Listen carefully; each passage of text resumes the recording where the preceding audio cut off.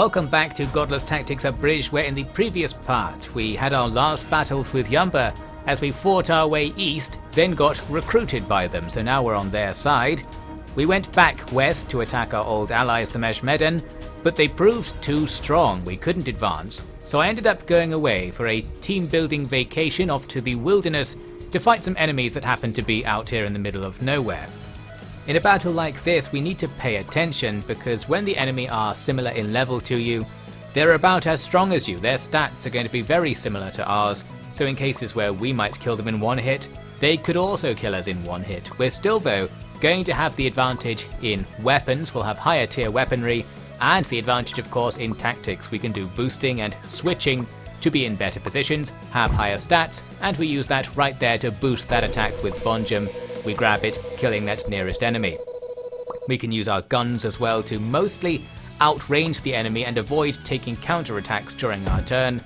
And the guns are really powerful, so things like these breakers with low health can easily be killed in one hit even when they are at your own level. That's all looking good. But we see the danger in the enemy's next turn. While they're attacking us, we actually take a hit that would have killed one of my party members were it not for a semi-secret mechanic called Sync Save or something. I forget what it's called. It doesn't have an official name, I guess. If you have more than 50 sync, when you take a killing blow, a different party member will take the blow and block it instead. This means you effectively avoid any damage from that mortal blow, but you lose 50 sync, so we're down to 40. Killing enemies will get it back over time.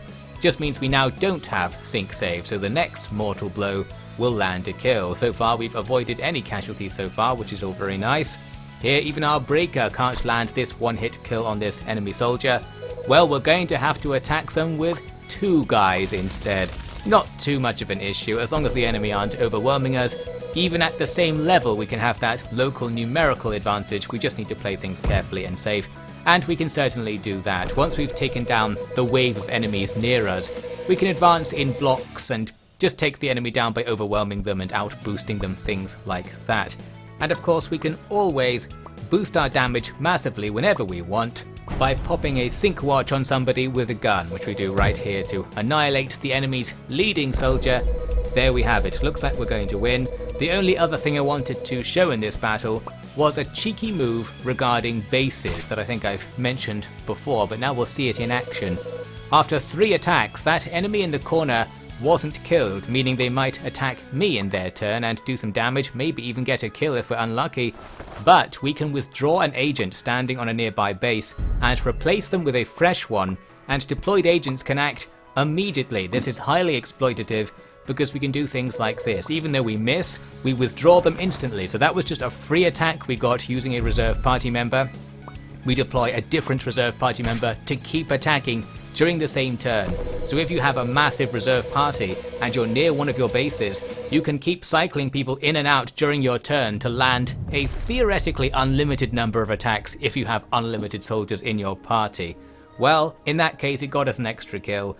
We go on to win the battle, and we got what we wanted out of that, some experience points. We're on average 1 level higher. We also have enough commendations now to get this nice upgrade, which increases the range of boost. This means instead of boosting the soldiers adjacent to you, it also boosts the guys 1 tile further away, making that much more useful. Here's another 7-star battle. And here's the reason that matters, which I mentioned last time. If you win 7-star battles without taking any casualties, your auto-resolves become safer, as it says there. This means we could auto-resolve 3-star battles, a nice feature where once you've proven that you're good at the game actually becomes easier just to give you an easier time. You don't have to go in and manually resolve fights because you've proven you can probably win just fine. Here we are in the next battle then. This one was a bit easier than the previous one, mainly because the map is bigger, so the enemy force is more spread out. We're fighting fewer of them at a time. I split into 2 groups to attack 2 different parts of this enemy citadel, just because when you have all of your party together on a densely packed map, a lot of your guys won't attack most turns, so it's kind of more efficient to attack in 2 places at once. Here's a little bit of roof action. I don't think we've seen that so far, but some roofs on town maps can be climbed onto, and you have an advantage fighting from a rooftop. In this case, those magical attacks easily take the guy on top of the roof down though. Here's me being really cautious. I don't want to make that guaranteed attack because there's a 20% chance of taking some damage in return. So now I'm looking for a safer option. I quickly find we can deal 4 damage with no counterattack damage. So there you go, I sacrificed a massive amount of damage to not get hit back. Playing very conservatively. I think it's because this unofficially became a no casualties run. There's absolutely no advantage to avoiding casualties. You can just replace your party members, but sometimes it's nice to keep people alive for sentimental value. Well, we're doing it so far. We almost lost Bonjum there. He went down to 1 health to an enemy attack. Luckily some nearby sync watching helped out and we deal with that situation. Meanwhile on the left side of the map we're just singling out enemies and taking them down in one hit where we can, since we have a rifler here. All good stuff. These two groups are now leading towards the same point in the middle of the map where there's a base.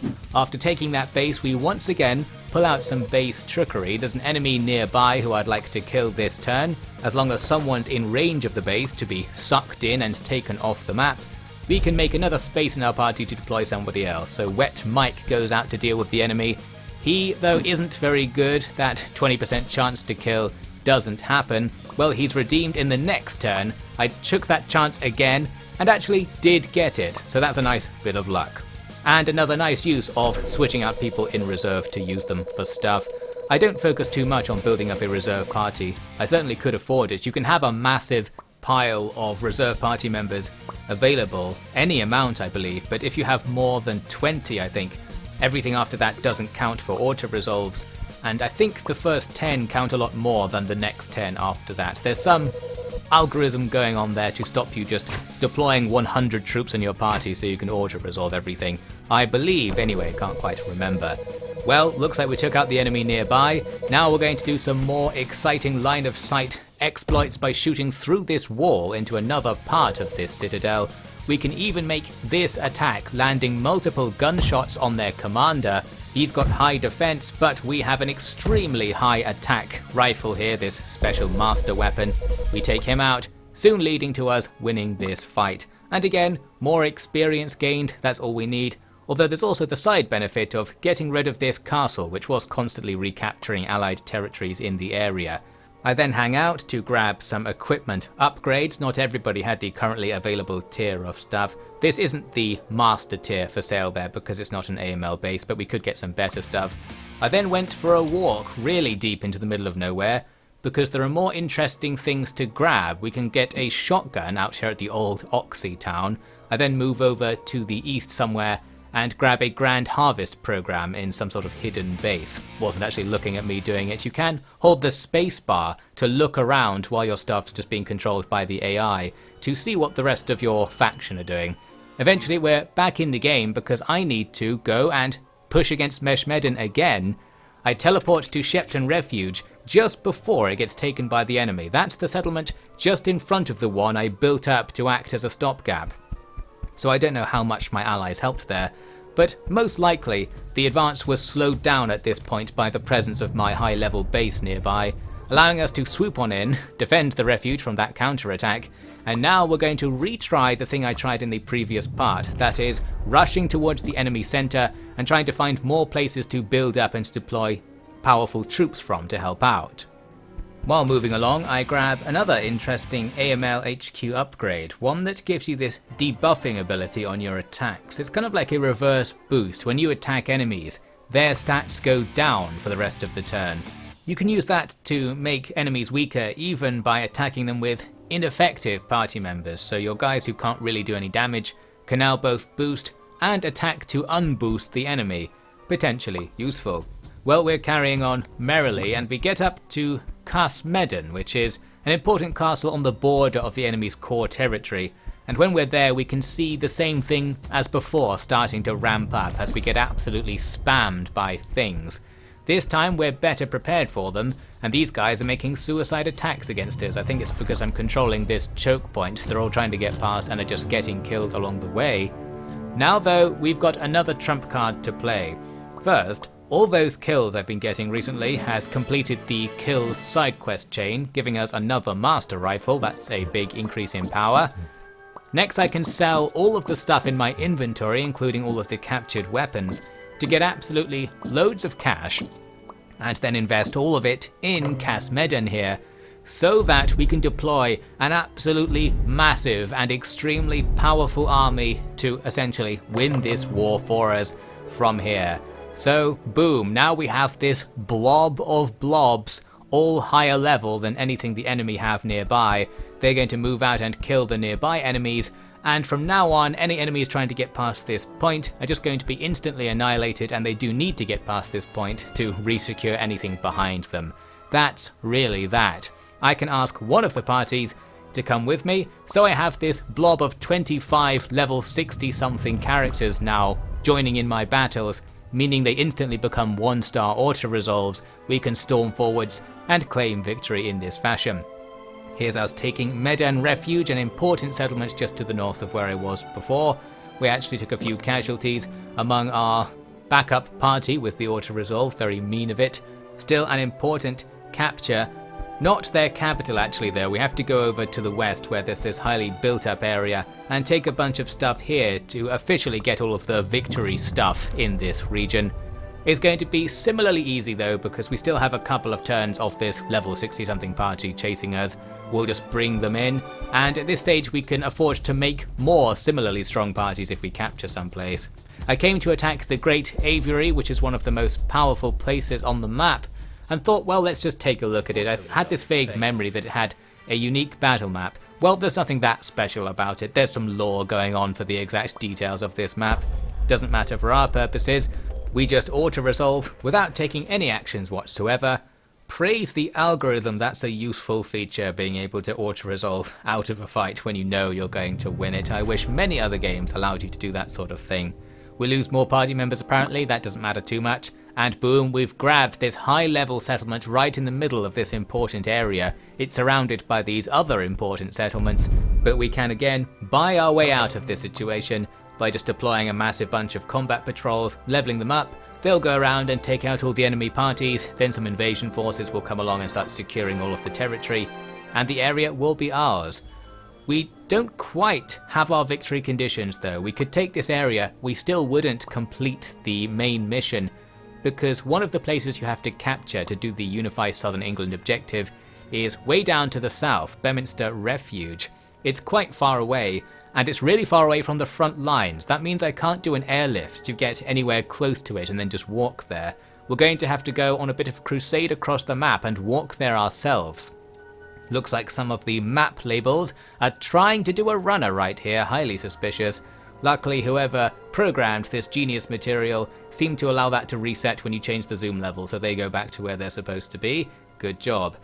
This area's kind of fine now, so we don't need to keep fighting. We can use this road that vaguely goes down towards Bedminster Refuge to somewhat quickly get down there. I'll cut out most of this journey, but essentially we just go down the road and kill anyone who happens to stand in the way, who's conveniently able to be fought. When the enemy are way lower level than you, you don't really get any experience for fighting them, but you still get battle commendations and bits of experience and reputation too, contributing to big pushes, so it's not completely unworth it. The only thing we need to keep in mind is that while we're not there, everything needs to still go fine with the war in general. We need to hold that area we just pushed into to finish the objective. About halfway I went back to take a look, and things are looking excellent. Yumba have just taken over everything in this area using all of the bases we set up for them, and that's that. All of the victory settlements will be held, the rest don't matter anymore. Later on, we've taken Bedminster Refuge, and then once the next turn comes about, we complete that mission and move on to the next phase of the campaign. We now have a story sequence where the government from space is coming down essentially to take control of the area we've secured for them. But there's a bit of a mix-up because our commander, the Yumba leader, wasn't really sure they were securing it for someone else. They thought it might be more of a joint effort to control the new state that we're building here. And the Earth Ring people aren't too happy with that. We end up having to make a choice between three options. We can just hand everything over to them, which will end the campaign. We can defy them and try to fight against them, which goes into a second phase of the campaign, in which I believe it makes Lumida take the Earth Rings deal instead, and you have to defeat them, which you could have done already by this point. I can't quite remember how this all works. but you have to fight somebody, possibly nobody if you've already conquered the entire map. That would also just end the campaign for you. We though are going for the longest route through the game, where you pick the third option. It mentions here it's going to be extremely difficult. You're starting phase 2 of the campaign in so-called lunatic mode. This means you're at war with everyone and everything, and I mean you as in the player. All of the Yumba territory is now going to be turned over to the Earth Ring through this story sequence, where you send your commander up to negotiate with them, but she is essentially then just held hostage, and the forces under her command end up being commanded by the Earth Ring anyway, and they're also going to team up with Lumida at the same time. The effect is that the only stuff you have left on your side are your AML bases. Every other settlement is now hostile to you, and you have to fight against everything at the same time and then push back and take certain victory regions.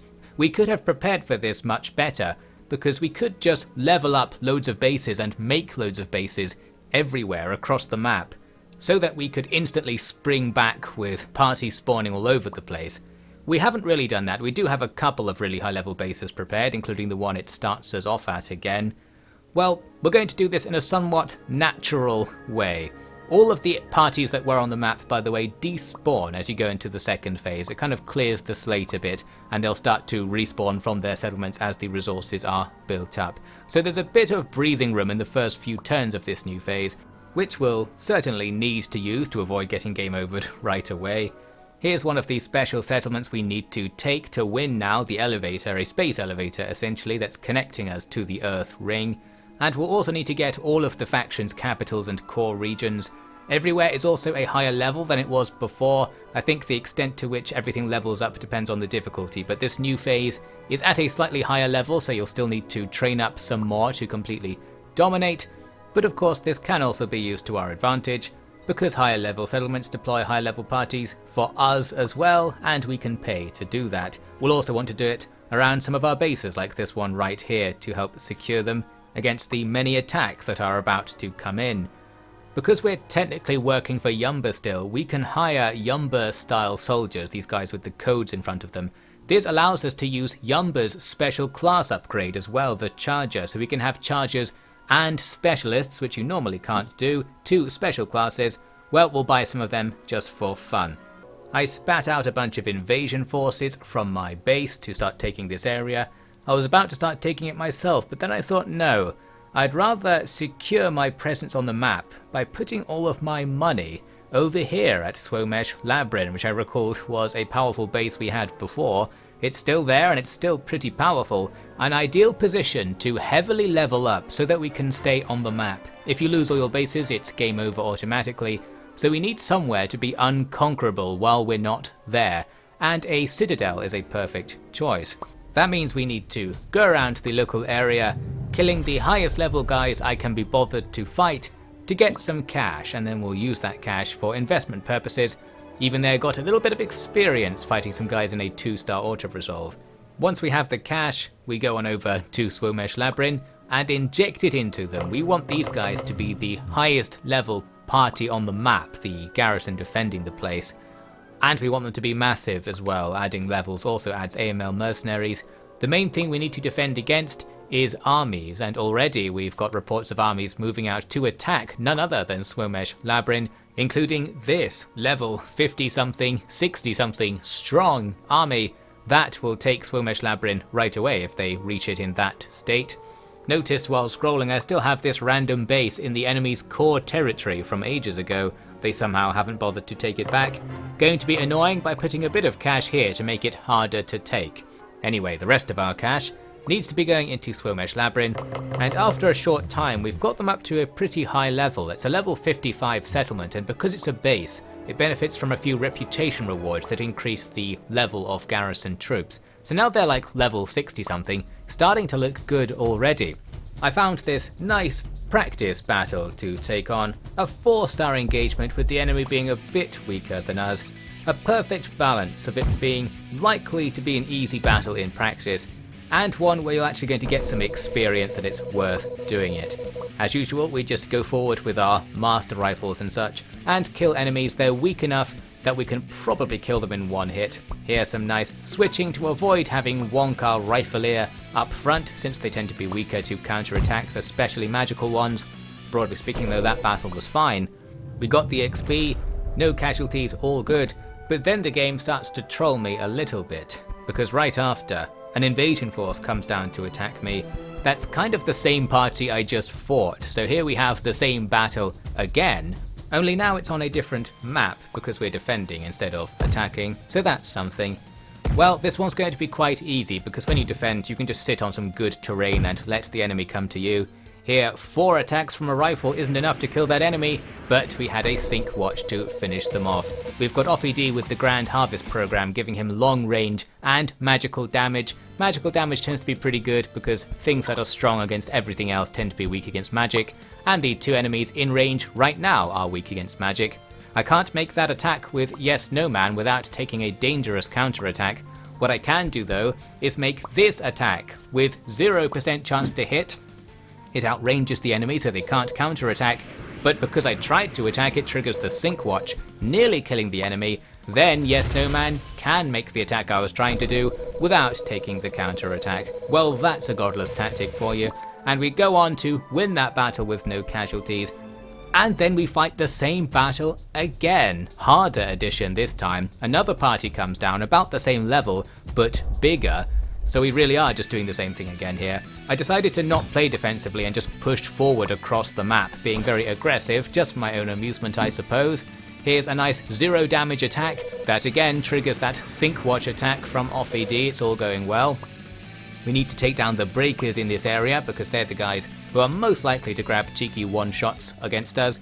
We only had 70% chance to land that attack, boosted it up to 90 to get the kill, and there's the miss. That's what you don't like to see. We do still have the sync watch to back it up a little bit though, I suppose. Somebody else can move in and get the kill this turn, so we're okay, but would have been nice to do that with fewer actions used.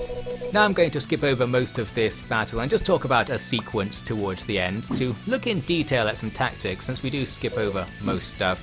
Got a situation here where this sync watch attack has 0% chance to hit against a powerful enemy, so I was trying to land some big damage there. Didn't check the numbers though, and we end up not doing anything. Offie can come in to trigger another sync watch because the rifle range on Wonk there will be covering most of these enemies. We shoot at that enemy over there instead of using magic because that guy was strong against magic, and then another shot comes in to get the kill. That worked out okay. Now I want to take out this charger at the back, always a priority, and my breaker can absolutely annihilate them, doing more than double the damage needed with a master rifle. That's good stuff. Two Phones only has melee weapons, so it would be good to attack somebody who has ranged weapons.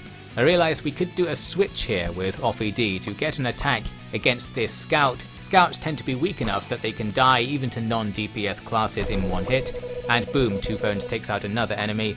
Now, the most godless of the tactics here, we do the thing mentioned much earlier in the campaign, switching with somebody who's on sync watch to change their range, in this case changing their minimum range to allow them to back up this attack against an enemy fighter, and there is the 90% chance to hit with 21 damage against a 21 HP enemy. That missed. How does this game not have more negative reviews? Well, in the end, despite the frustrations, we did hack our way through with no casualties, and after that repetitive sequence of battles, we've got loads of experience and loads of money to play with as well. So from here we've got a lot of work to conquer this map with our limited resources and very limited number of allies, but the more money we put into our allied forces, the more we can get. It's time to start an upward spiral, conquering all over the map and probably buying as many allies as I can to make it happen a bit faster. Well, we didn't necessarily need to conquer most of the map, just the victory areas, so the really high level places in amongst all of the enemy's territories. We can surgically strike them to complete the game that way, and it will progress us towards the official most complete ending, where you have to fight a special boss style battle at the end as well. We'll probably not see that in the next part, depends how well it goes. We are though definitely going to see a 10-star difficulty battle that I've got lined up, so we'll see how that goes for me next time.